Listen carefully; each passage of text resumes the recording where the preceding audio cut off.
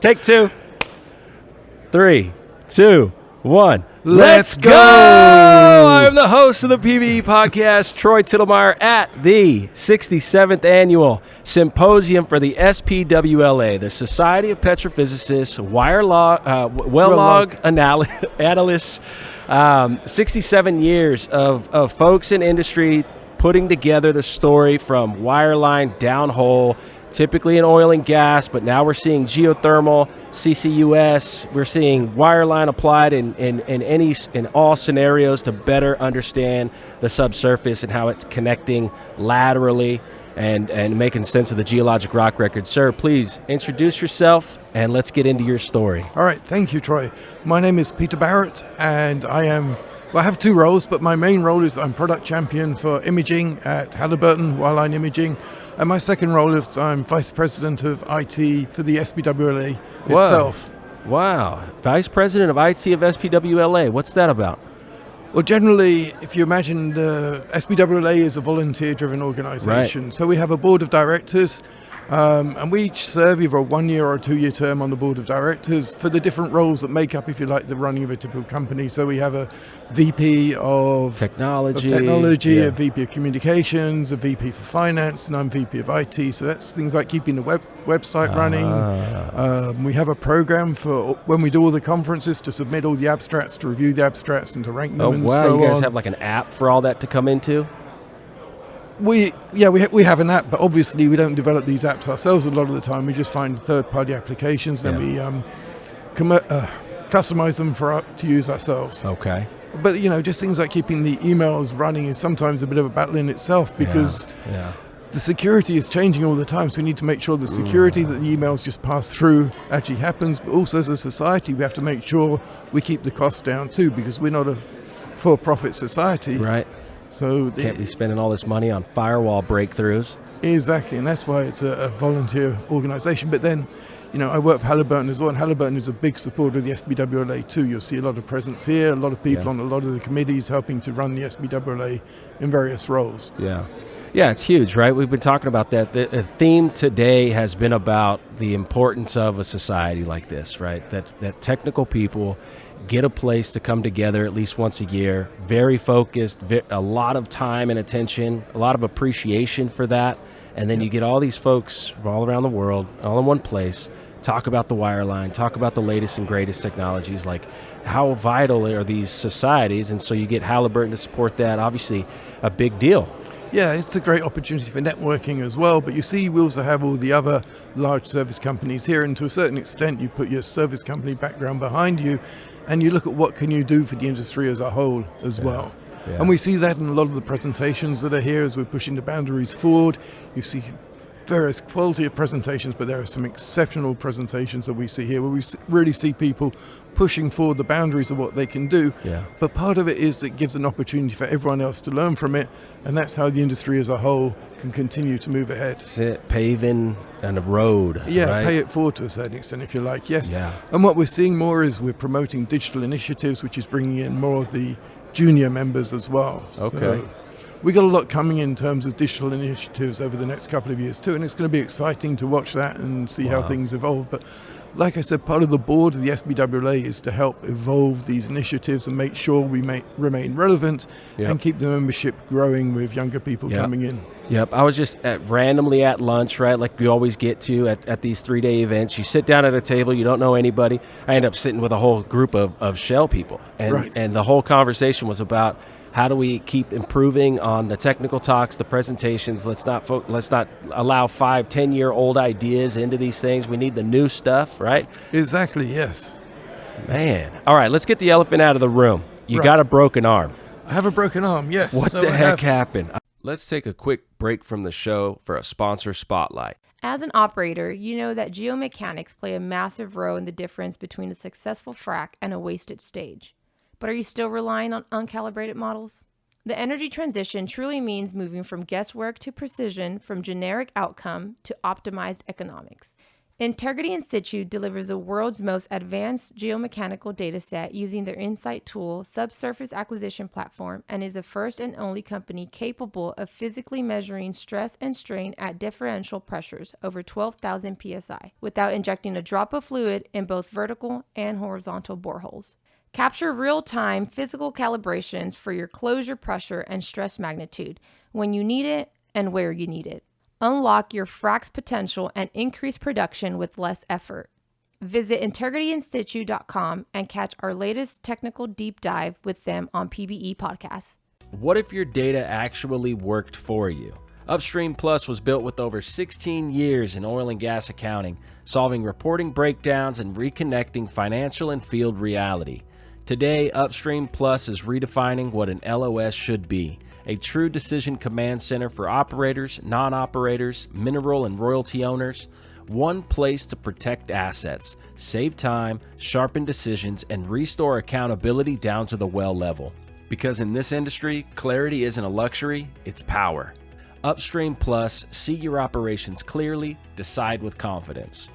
I broke my arms like way too many times, so I know exactly what that's like.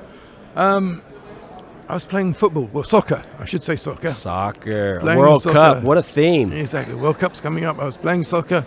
I went to tackle a guy who was a bit too big for me, really, and I went down hard, and I have open fractures now in my right arm, which is interesting. You know, we're going to talk more later about fractures in borehole images, but here I have some open fractures in my arms, and the permeability of those fractures, we're always talking about permeability of fractures, it's changing, so they're healing, they're bridged, just like fractures do. Exactly. They heal, and they heal over time.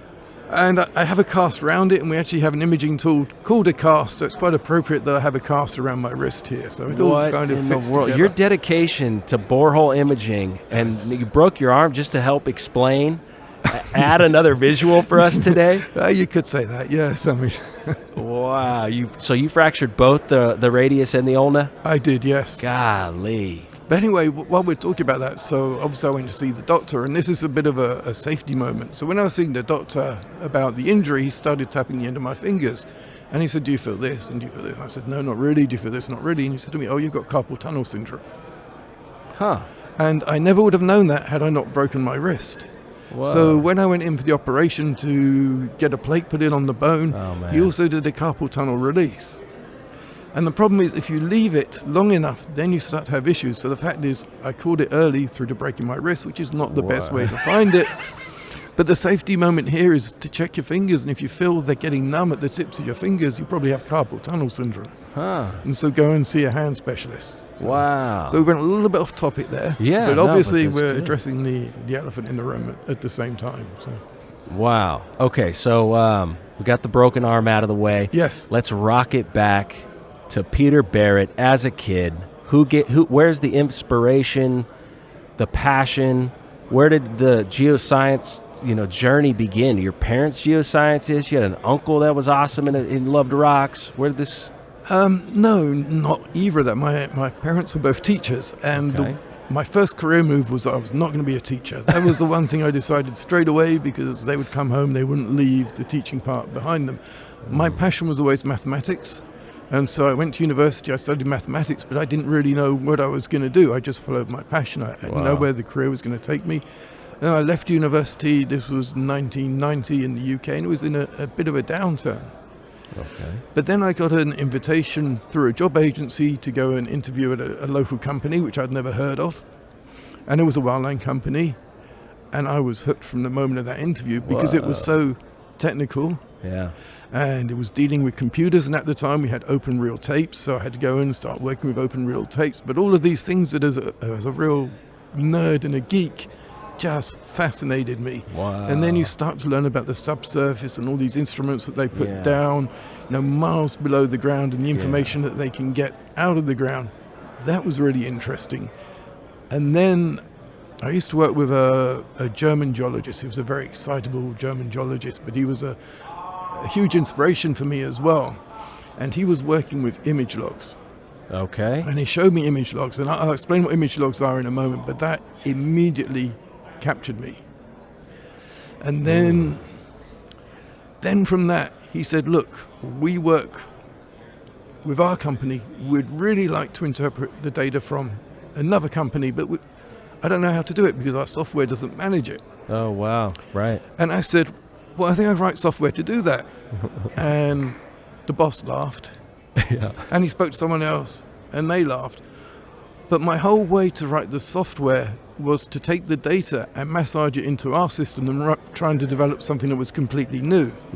So I was able to take the software from another company because it's all delivered in standard formats, and then reformat it to work in our existing software. And that's how I managed to get around that problem. So what to others appeared to be a big problem was really there was a very simple, elegant solution to do that, but it involved a lot of mathematics. And again, having a mathematics degree, that was just great. Man, they gave you the leash to go figure it out too. Exactly. And then, something else I like is dogs.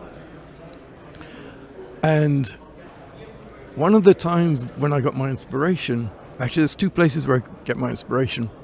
One was walking the dog, and I'd be out walking my dog after work, and your mind was nice and clear, and you could think about things, and some ideas about ways to interpolate data and to improve data came while I was walking my dog. The other place where I sometimes get an idea in the shower, and my opinion is if I could get my dog to walk in the shower with me, I'd be unstoppable, but so far I haven't released that, so achieved that, sorry. But basically, having a space to find time to free your mind is often where you can get the really good ideas that help solve problems. That's still today. We've still got dogs, and I still think about things when I've walked those dogs too. Yeah. So. Wow. So you had a mentor early on that showed you image logs. He showed me image logs, yes. Image logs, they were born-ish around 1980. Is that accurate? Absolutely not. Oh, okay. So actually, we had a workshop on borehole images on Saturday. Okay. And I spoke about how three important things happened in 1969. 1969. Okay.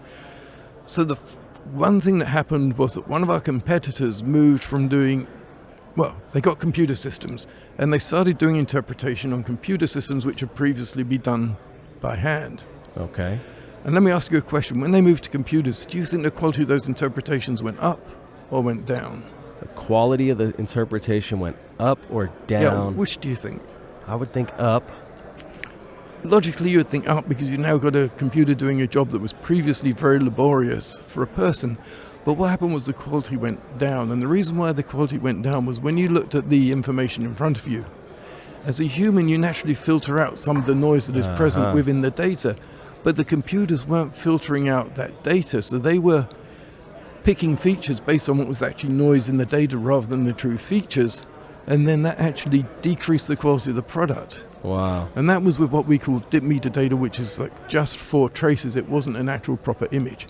But also in 1969, Mobile logged the very first image in the well. It was an acoustic image, and they had both the... Well, I should explain in a moment what a borehole image actually is. Yeah. A borehole image is an image of the inside of the wellbore.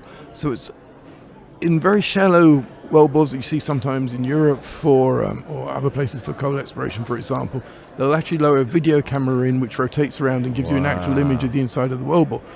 We cannot use that as we get deeper because we got the muds involved. Obviously, it's very dark and high pressure, high temperature. Yeah. So we generate images which are based on the resistivity of the rock or the acoustic features of the rock. So we're using physical properties to actually generate an image of the inside of a well several feet down below. And we can use that data then to pick bedding, to pick fractures, all the sorts of things that help us understand the geology of where we are. And we use that for decisions of maybe where we're going to put the next well or... Understanding what's actually migrating the hydrocarbons. Like, is it exactly, the fractures? And that comes back to the fractures. There we go. Okay, so the fractures, you've got to understand whether those fractures are going to allow hydrocarbons to move and flow through them or not. And so... Wow. That's what a borehole image is. So, back to my boss, labeling him to interpret more data was something that I really enjoyed, using my mathematics and using geology and everything together. And it also helped with the business side because everything at the end of the day comes down to money. But the fact that we could work with information from several different companies really enabled the group that I was in to grow at the time too. So wow. Now, image logs are giving us a a visual inside the wellbore, as if we had like a 3D camera and we could look at whatever side of the wall we wanted to, right, up the reservoir. Exactly, it's 360 degrees. So one of the tools, the one that Mobil logged in 1969, was an acoustic scanning tool. So it's a pulse echo device that pulses the wall itself with an acoustic signal, and you then record the returning signal, how long it takes to get to that borehole wall and back, and actually the amplitude of the return signal being an acoustic signal. So the travel time part tells you information about the size of the wellbore, but the returned amplitude is what varies according to fractures and according to bedding, and we can use that information then to see fractures and everything right down inside the wellbore. So when you first started doing this, and you were you working as an operator doing this, or this was a service company? Service company. I've been with service companies all my life. Working life, I should say, one way or another, yes. The operator is trying to figure out where is it coming from. Where's it coming from? The oil and gas. And in your early years, what was breaking out? Were you guys finding actually porosity delivering most of the hydrocarbons, or was it more of a fracture story that? Well, you've always got two porosities, primary and secondary, and with the image logs is where you can see the secondary porosity. That is the fractures, that is the bugs, and so on, which are present. Primary being matrix porosity? Exactly. Primary is the matrix porosity that you have naturally, but then with the image logs, they really help you understand. But actually now, we look at images to a certain extent to do both. The image logs, we're often requiring 120 samples vertically in a foot, and maybe 192, 250 samples around the wellbore. And so we can actually use that to better develop net to gross models, to look at the actual volumes of sands which we have. Because a lot of the conventional tools have a resolution of maybe 6 feet, 8 feet, something like that. But now we're at 1/10 of an inch, actually using all that information around the wellbore to look at sand counts and things like that. 120 sensors by 200 sensors per foot? Yes. Holy it's a lot of data. Smokes. And they're all oriented? They're all... Good point there. So they're oriented, yes. So in the tools themselves, we have magnetometers which respond to the Earth's magnetic flux, and we have accelerometers which respond to gravity.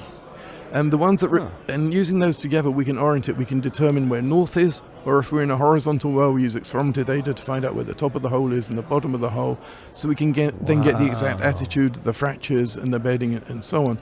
But these are also very delicate instruments. So a lot of time we spend looking at how to do the processing, but making sure that the calibration of these readings are correct. And that's some of the things that continue to improve over 35 years, not only the quality of it, but the way in which we can troubleshoot it and get better calibration, often post-processing, hopefully pre-processing before we actually log the data, but also post-processing is becoming increasingly important. And then if we look at the tools, they never run. But sometimes they run really smoothly. They don't always run really smoothly. They jerk quite a bit as they're going up. So we have to do a speed correction. So you've got accelerometer data, which is responding to gravity. And if the tools are just running up nicely, then we get a value of gravity. But they get stuck, and then they jerk, and then they get stuck, and then they get jerk. And because we're generating an image, it interferes with the quality of the image. So again, makes sense. We use that accelerometer data because we can see where the acceleration is coming and going to correct that. In theory, it's just physics, but in practice, every measurement that we take like that in terms of accelerometer data is affected by noise within the system. So there's a lot of filtering that takes place, and again, that filtering is continuing to improve so we can do these corrections better and better. So there's a whole lot of mathematics within the generation of an image that you're then going to use to do some processing and so on. Wow. What was like the fundamental growth and trajectory of obviously the 70s and stuff? You're talking about dip meters, right? Where you can kind of get an idea of bedding. So dip meters started, I think, in round about the 1940s in their most basic form. Okay. But like I say, the images actually came along in the first one in 1969 for Mobil. Then we had acoustic images then they started working on resistivity images. So they took the dip meters, which were single buttons, and then they put many buttons together into a single pad. So the first tool had 27 buttons on one pad, 27 buttons on adjacent pad. Okay. And that started to generate an image of the borehole. And then we put more buttons on more pads, so we had a resistivity image. And so now we have a lot of resistivity images, and we have a lot of acoustic images, and this is all on Wireline that I'm really talking about at the moment. But that's two different physical properties. The resistivity images tend to give you a greater dynamic range of data. So for things like bedding, which has the variation of resistivity is far greater than the variation in acoustic properties, so we can see far better the bedding often in a resistivity image. Yeah, the layering in resistivity imaging is clearer in resistivity imaging than it is in acoustic imaging. Okay. But when you look at fractures, you want to know if that fracture is open or if it's closed, and hopefully if it's in your wrist, it's closed. But you look at those fractures and you look at that travel time data that I was talking about before, and if a fracture is open, you're going to see that signature in the travel time image and know whether or not it's open or closed. Wow. And as the technology is developed, we now use resistivity data, high frequency resistivity data at different frequencies. We can start to determine if fractures are open or closed as well, because the different frequencies respond differently to to resistivity, but also to different amounts of standoff. So we have, a number of frequencies in the tool which are responding differently to different amounts of standoff. And standoff is how much the pad is moving away from the borehole wall. So if we look across the buttons and we see different amounts of standoff between the different frequencies, we can then start to develop from that a reading into the borehole like a travel time just from resistivity data. Oh, wow. So we're now looking at fracture data also with just some of this resistivity data in oil-based mud. And that's some of the newest technology that came out originally in the early noughties, and it's been developed since then through the different service companies and refined and so on. But it's interesting, the technology never stops improving. Wow. And also the interpretation, what we can do with the data never stops improving. And as computers get more advanced, we can do more with the data as well. We do a lot of inversion processing, and some people glaze over when I use the term inversion. Yeah. Right. What's synonymous with inversion? It's like is it algorithm-ish? All right, so let's start with what is inversion. So you're watching football on the TV. How do you know which team it is? Colors. Exactly, colors. So you look at their shirt, you look at their shorts, you look at their socks, and you work out which team it is. You've done an inversion in your mind. That's all inversion is taking properties and then converting them into something physical. And it's the same with rock data. We know it has a certain response, a certain permittivity, a certain resistivity and so on, or certain response to frequency. We can then turn that around into physical rock data as well. So that's what an inversion is. But these inversion processes, like we're saying, get 120 samples per foot vertically, maybe 200 samples around the wellbore. If you're at 3 different frequencies, and we're recording phase and amplitude, you can multiply that by 6. So it's a heck of a lot of data that you're then inverting. Yeah. But then we're now using in that inversion process machine learning as well to help speed it up. So we use existing models to give us best guesses as to what the rock response is to the data that we're getting. In your opinion, is it? I guess it's target specific. I was going to say, is a resistivity image log better than an acoustic, or vice versa? In your opinion? But it's not that simple. Target specific. So if you're in somewhere like the Gulf of Mexico, okay, which is relatively low resistivity, softer rock, then the resistivity images work better. Let's take a quick break from the show for a sponsor spotlight. As an operator, you know that geomechanics play a massive role in the difference between a successful frac and a wasted stage. But are you still relying on uncalibrated models? The energy transition truly means moving from guesswork to precision, from generic outcome to optimized economics. Integrity In Situ delivers the world's most advanced geomechanical data set using their Insight tool, subsurface acquisition platform, and is the first and only company capable of physically measuring stress and strain at differential pressures over 12,000 psi without injecting a drop of fluid in both vertical and horizontal boreholes. Capture real-time physical calibrations for your closure pressure and stress magnitude when you need it and where you need it. Unlock your frac's potential and increase production with less effort. Visit integrityinsitu.com and catch our latest technical deep dive with them on PBE Podcasts. What if your data actually worked for you? Upstream Plus was built with over 16 years in oil and gas accounting, solving reporting breakdowns and reconnecting financial and field reality. Today, Upstream Plus is redefining what an LOS should be. A true decision command center for operators, non-operators, mineral and royalty owners. One place to protect assets, save time, sharpen decisions, and restore accountability down to the well level. Because in this industry, clarity isn't a luxury, it's power. Upstream Plus, see your operations clearly, decide with confidence. If you're in a very hard rock environment in volcanics, often the acoustic images, because they have a very high acoustic response, will work better. Wow. The resistivity images don't give you full 360-degree coverage because they're pads which are being dragged up the wellbore. And so there are gaps between the pads. Yeah, you get your image log back and they're like rows. Right, exactly. But the acoustic images are always 360 degrees. So the best option is to run both of them. Can you run them both at the same time? Yes, we can. Yes, you can run both at the same time. You get a great looking image. And then you've got both acoustic and resistivity properties. That's the actual ideal situation. Yeah, what else do you need? Get that tool in the hole and get out. I'm just looking for the space. I'm looking for those fractures. I'm looking for porosity. Well, and you're getting all your bedding information as well, so you're helping to develop the faces, understand which faces is your one that produces and where you see it, and then you're going to use that in your static and dynamic modeling. It's tying it to seismic. Yeah, the bed is dipping that way. Exactly, yes. So. Sheesh. That's getting me kind of fired up right now. That's good stuff.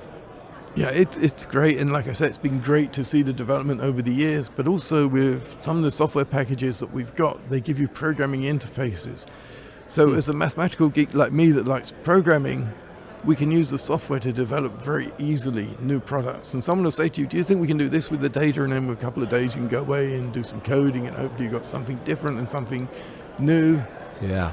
And that's something that we keep doing, and it keeps me interested all the time. That you can, someone will just say something and we manage to find a way to implement it using software that we got and then hopefully commercialize it. Yeah. But the interesting part is developing it, the boring part is commercializing it so we can give that to someone else. So I used to do software development as well. So that's kind of half the battle, right? If you, I have an opportunity to drill a well, get data, but I might not have the software to visualize the data. I can only get what you deliver, and that could be a big problem. How customizable is the delivery of your data? Well, we tend to deliver the data in a very standard industry format, and most of the operators will have some software that will enable them to load it and visualize it and work with the data themselves. If they don't, do you guys offer that as like a service for the aftermath? We do have software that we can offer to our customers if they do need it as well, yes. Yeah, nice. Okay. So man, you got an industry around 1990, is that? Yes, 1991 to be precise. Yeah. 1991. Image borehole imaging the entire time. The entire time, yes. Golly, that's amazing. Doesn't that seem super unique? That's got to be very unique.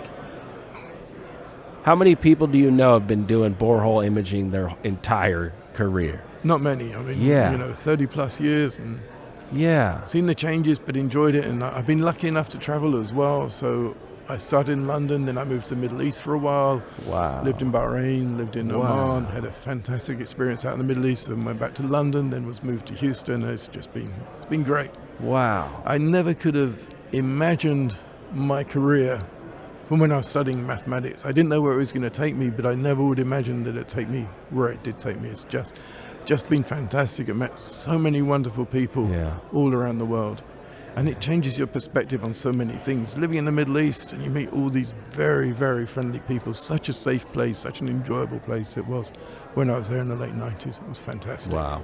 So you started with before unconventional was even a concept, right? It was just a source rock. It's not an unconventional target. There's no such thing as an unconventional target yet. So you're working what they consider conventional reservoirs, looking for good porosity, permeability relationships. Yeah. Maybe natural fractures would be great. Fractures, breakouts, because we look at in situ stress as well. So when we look at the images, we can very clearly see breakouts which are a result of in situ stress. Right. So we're getting stress directions which are important for completion decisions and wellbore trajectories and so on. Do you have any experience with integrity in situ and how they have that downhole in situ geomechanical measurement where they got this the intelligent packer and it swells up and it's got all these sensors and they're trying to figure out how the borehole deforms under pressure? Right. Personally, and I'm now embarrassed to say this personally, no I don't, but it's something I would like to look more into. But having said that, we did do, as Halliburton, we did a presentation this morning about looking at how the shape of the borehole changes with time and particular how breakouts develop with time and how that's important for your packer placement, for example. Casing, cement, Yes, everything, right? Like that's you're messing with Earth's tectonic forces. These stresses are regional, and understanding them is major for sure. Exactly, yes. And the imaging side of things is helping us to understand better the stresses. We see breakouts that are fairly obvious, but also we can now see drilling-induced fractures. Wow. And they're often very well picked up on the acoustic images because, again, they tend to be vertical. And sometimes, I said earlier about running the resistivity and the acoustic images earlier, sometimes these drilling-induced fractures, because they're very thin, will fall in the gaps of the resistivity logs, but we will then pick them up on the acoustic logs. Wow. Oil-based, water-based, doesn't matter. You can run both of them at the same time, either way.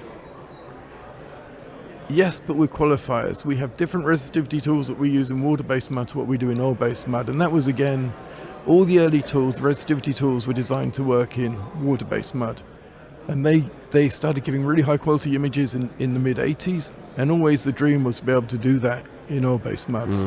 And then when we got into the 2000s, the first images for use in oil-based mud started appearing. So they started appearing. I was talking about multiple frequencies. The first one was a single frequency, and it worked incredibly well in the Rockies, which is a nice hard rock, fast, high resistivity, fast. Yeah, but when they got it in the Gulf of Mexico, it didn't work so well because we were talking earlier about these soft rock formations. There we found out we needed a higher frequency. So they started to build tools then with multiple frequencies in to cover the entire resistivity range of a well.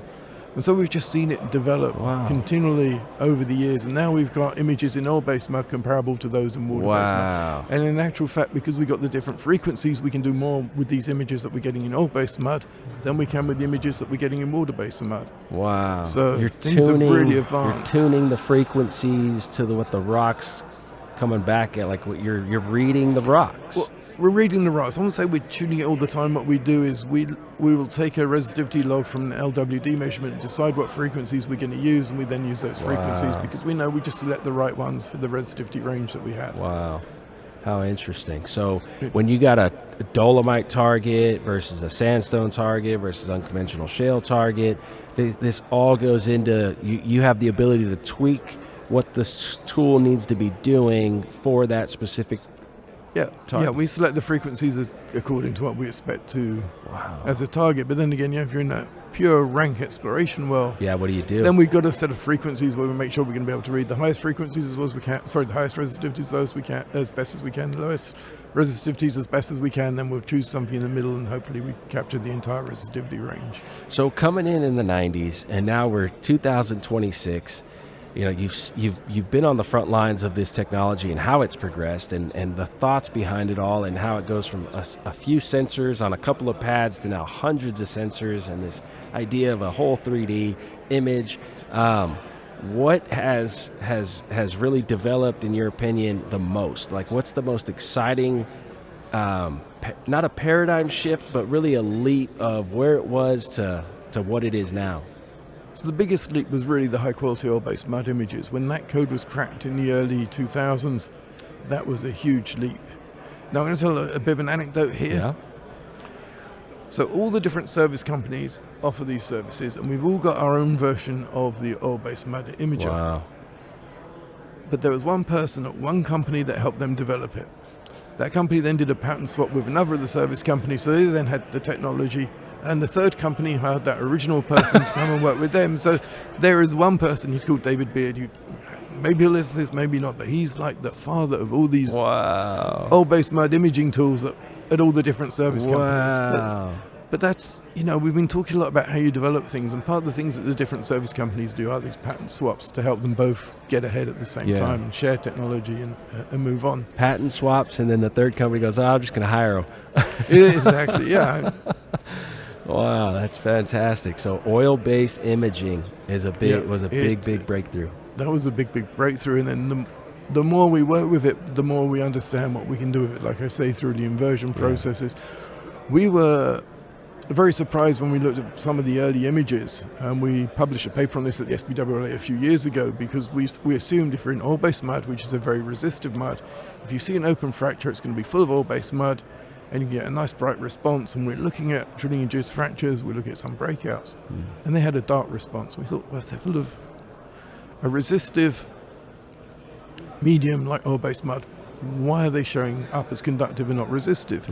And so we then went and spoke to our mud company. Oh, wow. And we spoke to them to understand how oil-based mud behaves, and they told us that as you develop the Mudcake, what happens is, as the Mudcake forms, the oil component in oil-based mud tends to get filtered out, and what you're left behind with is the water component that's within the oil-based mud. And so the water component in the oil-based mud stays in the Mudcake, which then gives this conductive response. But then it varies, obviously, according to the size of the fracture. So larger fractures will be full of oil-based mud and they're bright, but smaller fractures, which are full of Mudcake, then have this dark response. Oh, wow. And as we were talking earlier a bit about time, this varies with time because eventually all fractures will become completely full of Mudcake and everything's going to have this conductive response.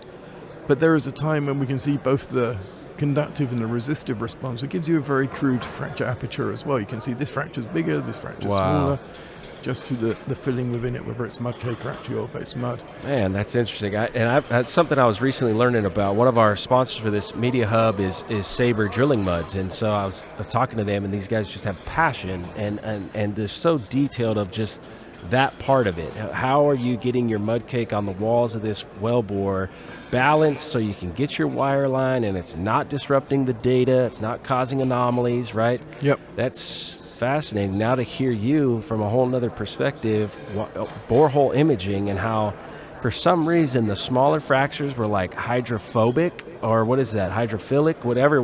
They were making it look like water-based mud, even though it was oil-based. So the oil was... Exactly. It's caught in the Mudcake. Wow. You're seeing that in the images. Yeah. And no one would even have ever dreamed of that without an image log to even see that and be like, oh my gosh, look what's happening to the mud. Well, previously we just had preconceptions as how these things were going to appear. Yeah. And then these new image logs just realized, no, our preconceptions are wrong. And then, work at Halliburton, being able to go and talk to Barrett, the mud guys, and really understand how the mud responds, really helped us with our interpretation as well, and got us a far greater appreciation for what these mud guys do as well. Wow, just an appreciation and integration, like... Exactly, and integration is so important, not just with things like the mud guys. So we can find the fractures. But we're looking, because we look at wellbore images, we look at the wellbore itself. We're not looking away from the wellbore. So do the fractures that we find, are they actually going to contribute to production or not? So we need to look away from the wellbore, but now we can bring in acoustic imaging. We can look at the Stoneley waves from acoustic imaging, which are responding to fractures several feet away from the wellbore, to see if these fractures that we see are connecting deeper into a wellbore network, into a network in the formation, and then understand if they're likely to contribute to production or not. So data integration is something that's increasing more and more.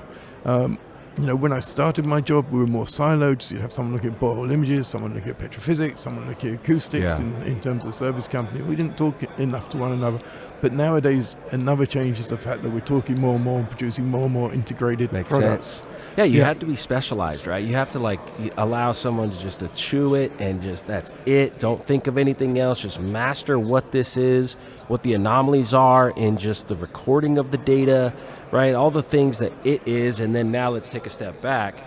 So it's like a market adjustment. It takes time to really figure out how it relates to everything else. Yeah, and it's bringing more and more value to our customers as well by integrating these different services. And it's more fun for the people that work with the acoustic images, and now we're working a lot also with the formation testers as well. Not just determining the formation tester points, but if we come up to date now, we look at CO2 storage, we look at caprock and caprock integrity. Yeah. So what we're doing is we're putting the formation testing tools in, and then we're actually pumping them up and we're cracking the rock itself. But we can run the formation images before and after and actually see those cracks that we've generated. And that then goes back to our stress as well. We've developed new induced fractures, and we can see the stress within that cap rock. So we get a lot about cap rock integrity. And again, it's the integration of the data. That's amazing. What were you talking about, the Stoneley waves? Right, so Stoneley waves are from your more conventional acoustic tools. You have three kinds of waves, your shear, compressional, and Stoneley. And the Stoneley waves respond to fluid as well. And due to that, we look at the very low frequency inversion rates below 1 kilohertz, and we can do an inversion on them. And when we do that inversion, we're moving away from the wellbore. There will be a response to fluid. And if we can find a response to fluid where we've got fractures as well, then we know that the fractures are connecting. Yeah. Okay. And which direction they're connecting in. Well, the image logs gives us the direction, and Whoa. then the acoustic data tells us, these are likely to produce or these are not likely to produce. These are likely to be away from the wellbore several feet or meters, and these ones are just right now. Yeah, and again, our earlier conversation about primary and secondary porosity, these are your secondary porosity, a network of fractures deeper into your formation. So secondary porosity, but I feel like it's your first or your primary production. Yes, right? That's true, yeah. And then we can come back and we can validate it using production data and so on. But obviously it's then going to help you with your completion decisions and so on. I think I was hearing somebody talk about this. I think it was SLB was talking about this far field kind of idea. The sounds are seeing it. You just got to you got to run your tools slower. You got to set it up that you want to do it that way. But how vital is that? Because the geologist is going to have a regional, what they think is the predictive model for modern stresses. Exactly. Which direction your open fractures should be in, which directions your healed fractures should be in. And now you drill it, and you're either going to confirm or deny that regional take is accurate or not. Right, exactly, and we're moving further away from the wellbore with the acoustics and so on, and that's good. You have to remember, if we go back to the oil-based mud imaging tools for a moment, often the technology itself is new, but the ideas are not new. Okay. But why can you then develop them later? And that you can develop them later because changes in technology gives you a high enough signal-to-noise ratio for these technologies to actually work now. Wow. So changes in electronics have allowed ideas that people thought of in the 1950s, 1960s to actually be developed in the 2000s and onwards. So, and we know things are continuing to develop all the time. There's tool releases here from ourselves, from SLB this week, I believe, too. So everything continues to develop. And it's amazing. Yeah. So, and as we develop more integration, moving away deeper into the formation from the wellbore and so on. Right. So, it's always been about, man, I got this 6 3/4 inch hole, and I hope I hit it. I hope I get it. But now you're just getting better and better at reaching away from that wellbore with the right tools and the proven technology that's been perfected over years and years and years. Yeah, it's a number of things. Like I just mentioned, the technology changes, the computer power as well helps. Yeah. Everything helps, and then people that have the foresight to look at these things and actually say, hey, we can do this, let's try it and let's do it, and so on. Sheesh, you got the visionary managers and the technicians, and they're all in alignment, of how's this helping us to move the bottom line. That can go in both ways as well. So your manager can define that he would like this to happen, but sometimes some of us, if you're like on the front line and working with customers, we'll see something, we'll have an idea, and it comes back to the software I was talking about earlier, and we'll find a way to code it and test an idea and see if it works. And then when you find it works, it then goes back up the hierarchy and becomes a product. So wow, that's fun. It's all interesting. It's all a lot of fun as well. Yeah, I could definitely keep up with that. Now, how about pass that paper? I'm curious on a couple of things here. Anything this could be edited out. I just want to. Yeah, we definitely know that part.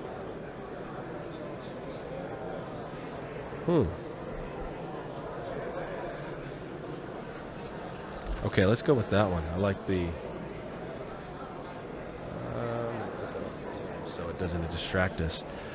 Okay, so you've worked with Halliburton for how many years? Since 2018, so 8 years. Okay, 8 years at Halliburton, and today, how do you describe your role for Halliburton, and how are you influencing it? What's your uniqueness that you're adding to these groups and these projects you're currently working that's going to be echoed for 50 years? Oh, nothing.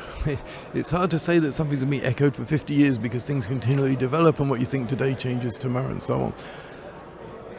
But there's always a big part of my job is training and people bringing up and getting them to also have a passion like I do for image logs themselves and getting them excited with what they can see. So Let's take a quick break from this show and talk about our sponsors. What if your data actually worked for you? Upstream Plus was built with over 16 years in oil and gas accounting, solving reporting breakdowns and reconnecting financial and field reality. Today, Upstream Plus is redefining what an LOS should be, a true decision command center for operators, non-operators, mineral and royalty owners. One place to protect assets, save time, sharpen decisions, and restore accountability down to the well level. Because in this industry, clarity isn't a luxury, it's power. Upstream Plus, see your operations clearly, decide with confidence. As an operator, you know that geomechanics play a massive role in the difference between a successful frac and a wasted stage. But are you still relying on uncalibrated models? The energy transition truly means moving from guesswork to precision, from generic outcome to optimized economics.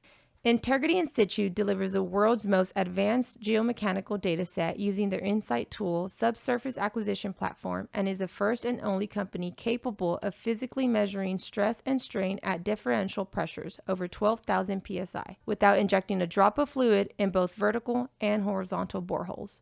Capture real-time physical calibrations for your closure pressure and stress magnitude when you need it and where you need it. Unlock your frac's potential and increase production with less effort. Visit integrityinsitu.com and catch our latest technical deep dive with them on PBE Podcasts.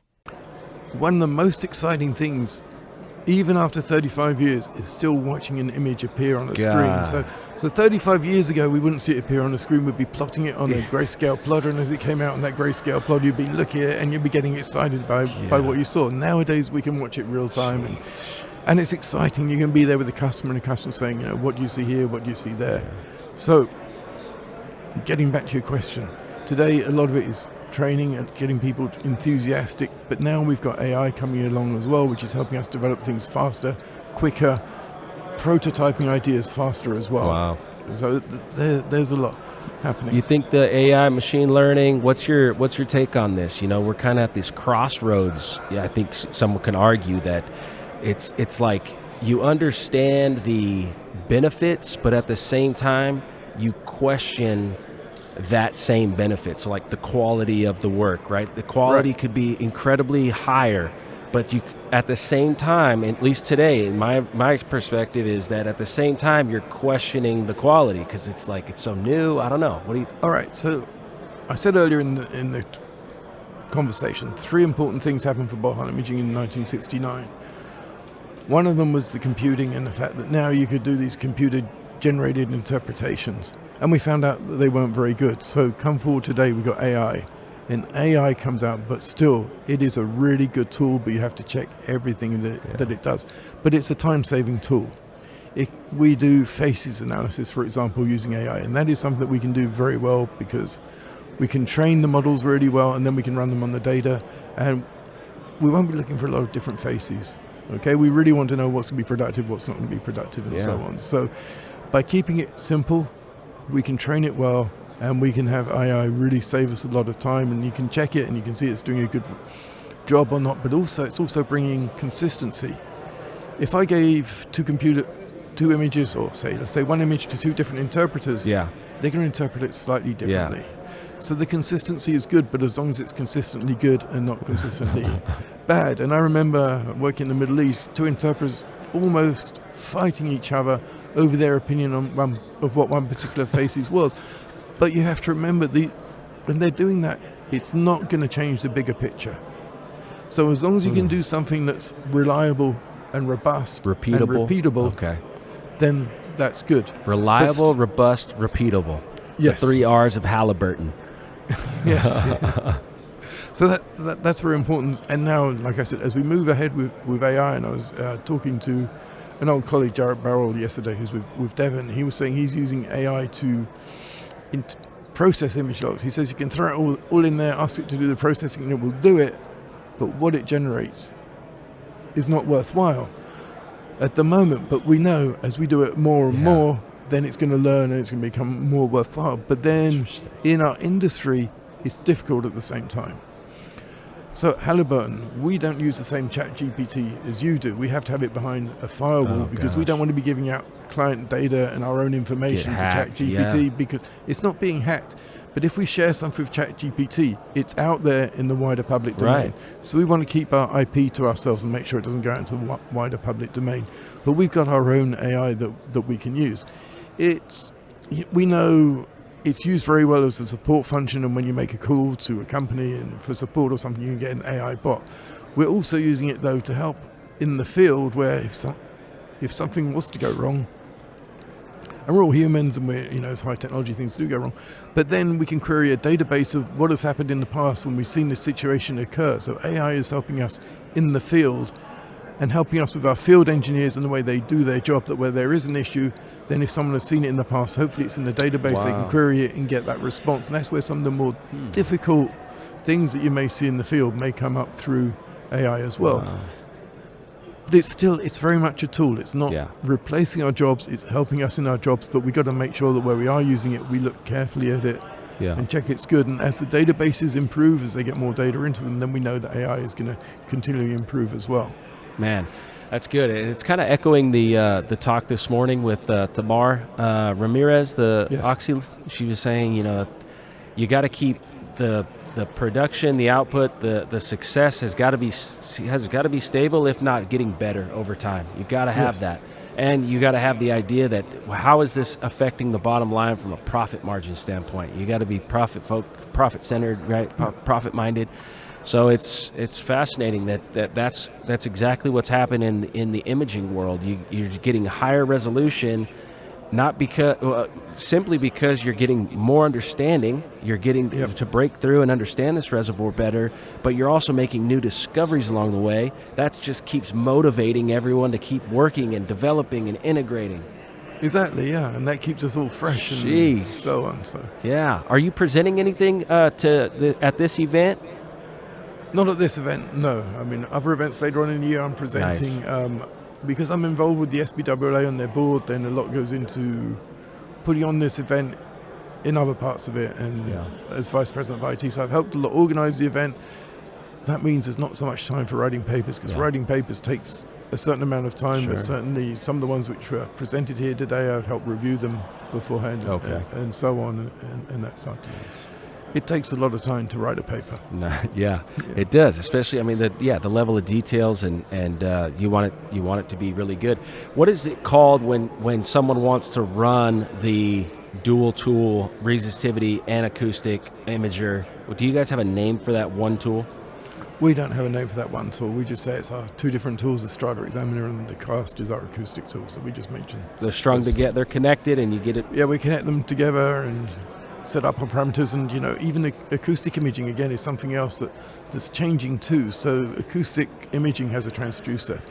The ceramics in that transducer have also improved in time, so we can now get more energy into the transducers. We can get a better signal back. We can the transducer, which helps reduce the amount of decentralization you see on an image and so on. So acoustic imaging is still continuing to improve, despite the first one being logged in 1969. And it looked good what they logged in 1969. We're still improving that. Yeah. Transducer in the tool is the thing that's allowing you to control what the frequencies are that you're going to... No. This is the acoustic tool. So the transducer is the part that shoots out the acoustic signal, bounces off the borehole rule, and is received back. Okay. The pulse echo transducer.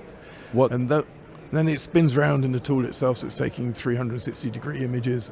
How does it know what frequency you want to do it at? What do you change? We set the frequency for that up beforehand. That's an electrical adjustment, and the transducer is just the media for it to get out of the tool into the rock surface? At that frequency, yes. If you imagine an acoustic waveform, then obviously that acoustic waveform is controlled by the frequency that you're using. So, but again, we tend to set this all up in pre-job planning rather than change it while we're logging. We can change it while we're logging, but obviously you're going to set up everything to the best of your ability before you start logging. So you have some adjustments you can make if you're scanning up a borehole and the operator says, you know what, it just doesn't look right. Something's off there. Let's go back down, change some parameters, and rerun it. Yeah, we can do that. Yes. Wow. Yeah. Yeah, that's fascinating. That's just amazing to think about. And it's reflection or refraction that the acoustic imagers. But it's the reflection of the acoustic signal back from the borehole wall itself. Okay. So like I said, we measured the amplitude and the travel time of that. But then when the tool gets decentralized, so away from the center of the borehole, then you've got refraction as well, because you're not getting a direct signal back to the transducer. And that's where some of the advanced processing comes in, but also some of the new transducers are not so affected by that Oh, wow. movement away from the center. Is that of a the new borehole. material thing, or what allows? It's a new kind of ceramic, yes. Wow. Allows a wider air, I guess, of that borehole. It's How's that? the actual acoustic beam itself is it's like a more square beam that's traveling and hitting the borehole wall and being reflected back. And because it is a squarer beam, you've got more chances when it hits around medium of getting a direct response back to the transducer itself. Wow. So it's a change in the actual beam of the acoustic signal too. Wow. I mean, everything is changing. How interesting is that? Yeah. Down to like what you said, fractions of inches. Yes. Hundreds of sensors, and now you have the computing power that can see the frequency changes almost in real time on all these individual sensors, and maybe one goes bad, you're able to fire that off and figure that out. Like, it's amazing. It's fascinating what your brain is always looking at. You're doing this Monday through Friday, huh? No, we're doing it 24/7. 24/7. Yeah, I mean, but that's, like I say, there's always an excitement when a borehole image is being logged. There's excitement of seeing something for the first time Right. as well. I love And then that. another thing that always keeps me fresh and happy is when you get positive feedback from a customer. That is the greatest part of the job, when a customer says, "Thank you, this has really helped me."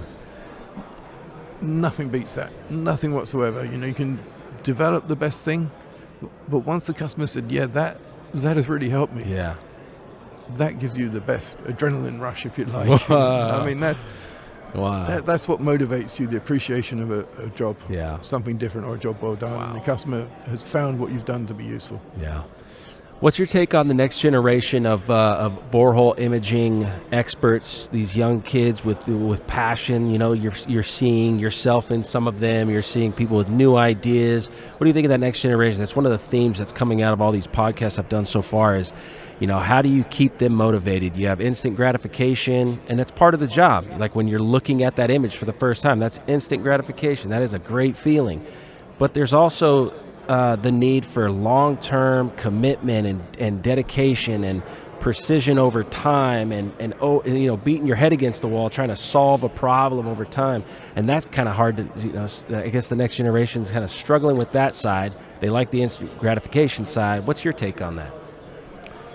Right, yeah, the instant gratification is great as well, but also when you're doing an interpretation on an image, you're learning as well. It's your own internal machine learning, if you like, and that helps you improve. So if you look at some of these geologists and the interpretations that they're doing today, they know that they're far better than what they did years ago, and they're a lot more confident in their ability to do it. And as they progress, they'll be asking less and less questions. They're becoming more and more independent, and then they're going to start training people as well. And I believe that most people like to pass on their knowledge and to help others. Oh, yeah.